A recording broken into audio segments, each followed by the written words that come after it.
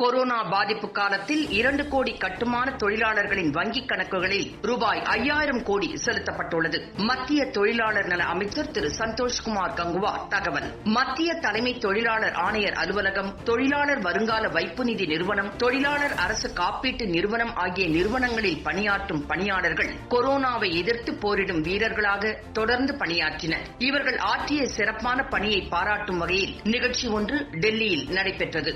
இந்நிகழ்ச்சியை மத்திய தொழிலாளர் மற்றும் வேலைவாய்ப்பு அமைச்சகம் ஏற்பாடு செய்திருந்தது.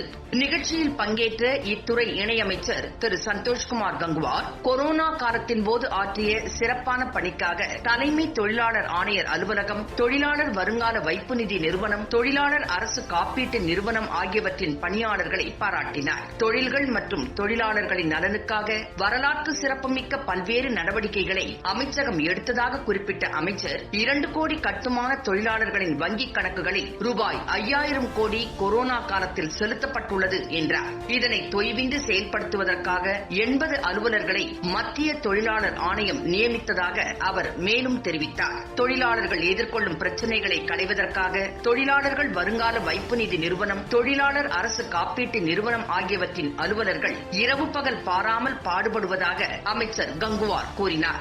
20 கட்டுப்பாடு அறைகளில் இருந்து சுமார் 16,000 புகார்கள் பெறப்பட்டதாகவும் அவற்றில் 96% புகார்களை குறிப்பிட்ட காலக்கெடுவிற்குள் தலைமை தொழிலாளர் ஆணையர் அலுவலகம், தொழிலாளர் வருங்கால வைப்பு நிதி நிறுவனம், தொழிலாளர் அரசு காப்பீட்டு நிறுவனம் ஆகியவை தீர்த்து வைத்ததாகவும் அவர் கூறினார்.